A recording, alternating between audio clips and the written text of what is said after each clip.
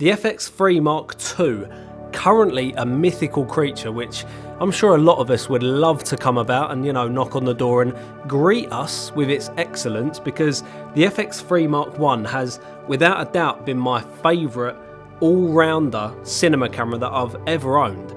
I've pretty much shot everything with this thing, whether it's a short film, a commercial, a documentary, YouTube content. This thing can pretty much do everything. I'm not going to say it's perfect, but in my opinion, it's pretty much as good as it gets for the price range. However, would I love to see a Sony Fx3 Mark II? Of course I bloody would. Who wouldn't, mate? So with that being said, I've got a cheeky little wish list that I think is quite realistic for an Fx3 Mark II. So I thought, you know what, I'd break down that wish list in this video and talk to you about why I've got that wish list in there. And obviously we can have an obligatory argument in the comment section over what the Fx3 Mark II should have and what it shouldn't have. So without further ado, let's get into my wish list for the Sony Fx3 Mark II, and thanks to Artlist for sponsoring today's video. So wish list number one, and that is having the ability to shoot open gate. Now, I'm actually really surprised that Sony doesn't already have the ability to shoot open gate on the Fx3, the Fx6, just the entire cinema line. And the reason that I want open gate is so that I can shoot anamorphic and deliver that content in 16:9, because those of you that shoot anamorphic know that you lose a ton of real estate on the top and the bottoms of your frame when you de-squeeze your anamorphic footage. Now, if you're shooting open gate, you've got a lot more real estate on the top and the bottom of your frame, so by the time you de-squeeze your footage, you only need to crop in a tiny bit to actually deliver for 16:9. And obviously having the ability to, reframe every now and then when you're just shooting regular 16:9 is a dream, mate. Because a lot of the times I'm shooting handheld, and I like to be really aggressive with my handheld because obviously, naturally, handheld looks good when it's really aggressive. So having the ability to reframe your handheld shots, because I'm going to hold my hands up and say that my handheld shooting isn't always spot on the framing. So next up on my wish list is having two mounting points on the bottom of the camera. You lot know what it's like, mate. You've got your Fx3 or, just your average camera with one mounting point. Boom. Bang it onto your, your gimbal bottom plate or your tripod bottom plate. You're shooting north, mate. After about half an hour, your camera's shooting west and you're like, what's going on here? My frame is all over the gaff. So obviously having two mounting points on the bottom of your camera means that your bottom plate ain't going nowhere. And in my opinion, every cinema camera should have two mounting points on the bottom of the camera. Next up is having the ability to actually lock the sensor when you turn image stabilization off. I personally really like to shoot handheld with my image stabilization off because it gives that really natural cinematic handheld look, that really organic handheld look, because IBIS is lovely for when you're shooting video. Let's say you're shooting like a wedding or something like that, but let's say you're shooting like a boxing scene and you want that really fast handheld movement. IBIS isn't really going to do you any favours in this instance. You want that shaky, natural, cinematic handheld look of having no IBIS on the camera. However, the issue with the Fx3 and the A7S Mark III, and I think most of the Sony cameras with IBIS, is the fact that when you turn IBIS off, that sensor, if you give the camera enough of a shake, which I wouldn't recommend, the sensor will actually shift and move inside the camera body. Now, you will notice this massively if you're mounting your camera to a car. Let's say you're doing like a car rigging shot, which I've done loads of over the last couple of years for a company called Mazda. I've shot like 3 separate documentaries for them, and obviously there's been loads of car mounted shots. And you'll notice that the Fx3, when it's mounted to a car, the vibrations will obviously come through the camera, vibrate the camera a little bit, and the sensor will vibrate inside the camera even though IBIS is turned off. As you can imagine, that don't look very good, mate. So something that would be really, really nice in an updated version, it could probably even be solved in a firmware update on the Fx3, but the Fx3 Mark II, I would love to see some motors that hold that sensor still inside the camera so that that sensor is pretty much locked to the body. No matter what we do to it, the sensor isn't going to shift even though we've got IBIS off. So that is actually probably could be my number one, wish list for the Fx3 Mark II.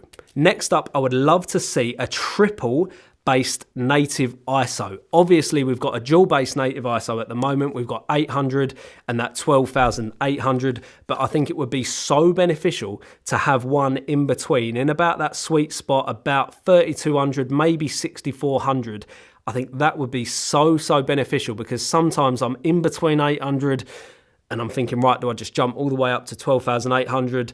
It would be so nice to have one bang in the middle so that we can get that real sweet spot when we're exposing and still get loads of dynamic range, a really clean image. And I just think it would be so beneficial for so many different shooting scenarios.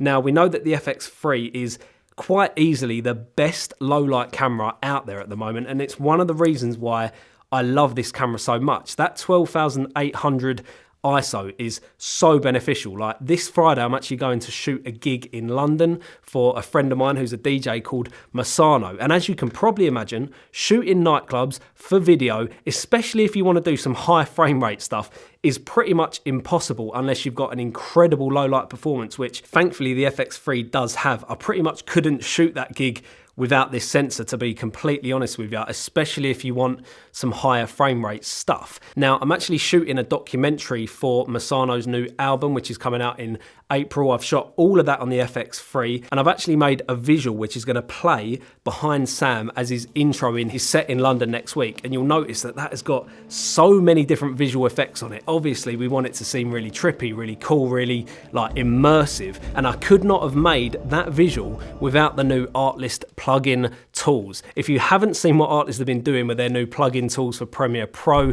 I definitely recommend going and checking it out, because it has completely changed the way that I use my editing platform. We've even got the Artlist library, the sound effects, the AI voiceover generator, and footage embedded in Premiere Pro. So I don't even need to go over to the Artlist platform, download footage, drag it into my project. I can do it all right there within Premiere Pro. It's a game changer. I honestly can't keep up with all the updates and their AI tools that they're coming out with, the plugins. They've now just added filters for footage so that you can filter down the clip length, the orientation, and also you can select to find similar footage. So it's so easy to find the right footage for your project. And you can now just drag and drop the assets across the platform into your favorites, into your artboards, and this just makes the entire workflow of working with your assets and your collections and your artboards so much more intuitive and so much easier. So if you're looking for a royalty-free assets platform, which also does AI voiceover generators, loads of plugins, loads of AI tools for your editing platform, definitely go and check out Artlist. I'll leave a link in the first line of my description, and that will give you 2 months for free when you sign up for an annual subscription. I honestly cannot recommend them enough. I use Artlist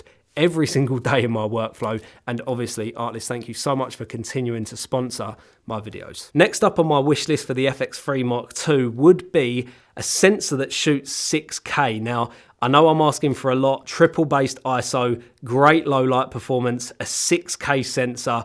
We're essentially asking for a completely revamped and new sensor in this thing. Now, the reason that I'd actually want to shoot in 6K is I've noticed that when you downsample 6K to 4K and then you actually publish that on platforms like YouTube, Vimeo, websites, stuff like that, the compression looks so much better. The image just stays so much cleaner, so much crisper. And also there's obviously that benefit of reframing your shot. So if you're shooting an interview and you slightly want to reframe here or there, you can continue to output a 4K image without losing any of that resolution at all. Now for me, 8K is just so overkill. There's no reason why I personally want to be shooting 8K, storing 8K footage. Hardly any monitors are playing 8K, and I also don't think it's going to be that beneficial in the future either.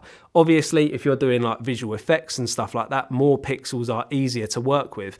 But more pixels doesn't mean better image quality. The reason that the image is so great, and the fact that we've got such a great low light performance off of the FX3, for example, is the fact that this is only a 12 megapixel sensor.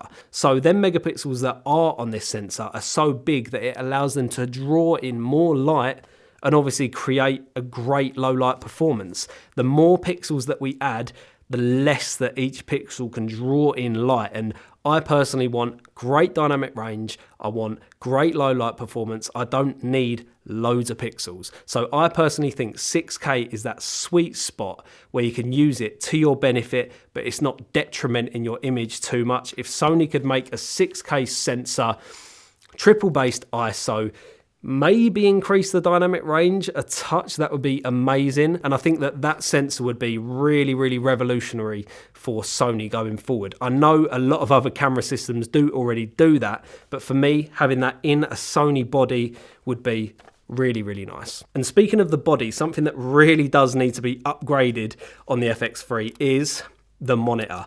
Now, this monitor is absolutely tiny. I would love for it to be a lot bigger. I'd love for it to be a bit more like the Blackmagic monitor, for example, taking up maybe a much larger amount of the back of the camera, and that would actually allow it to be more touchscreen friendly. If you're shooting on a big shoot where you really need to check your framing, you really need to see the exposure, the detail, you are going to need a monitor. Now, 99% of the time, I personally use a monitor because I also need the monitoring tools. Something that would be great to see in this camera is waveforms. Currently, we've only got histograms, and waveforms would be a massive benefit, along with a much larger monitor, so that we don't necessarily always need an external monitor. I personally probably will always use an external monitor, but having the ability to only use this camera on a gimbal, for example, with a monitor that's more than usable would be great, because it's so small when you've got peaking on and you've got a histogram. It's so hard to tell your exposure. Obviously zebras help out a lot, but I think a larger monitor would be one of the biggest upgrades to the body itself. Now let's talk about what I think a lot of you lot are going to want to see in the FX3 Mark II. Internal NDs. Now I can't see how Sony could fit internal NDs in a tiny little body like this, because end of the day, the FX6 is massive. And the reason it's so big, especially at the front, is because they've got them internal NDs.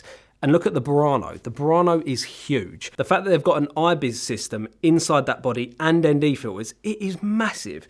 If you think for 1 second that within a year and a half, they're going to come up with the tech to build an ND filter system in a camera this small with IBIS, it's just not going to happen. I would love to see that, but I just don't see it happening. Maybe in the next 5 years, the tech is, refined and they get it to a much smaller state, but I don't see it happening in a body like the FX3. Anyway, you lot, I want to know what you lot want to see in the FX3 Mark II. Let me know in the comments. We can have a little tussle and, get rowdy, because I know that people get really fired up about what they want to see in certain cameras, and other systems have already got it, and this, that, and the other. It's just chaos, isn't it? Anyway, you lot, thanks so much for watching this video. Hit the first link in my description if you do want to go and check out Artlist.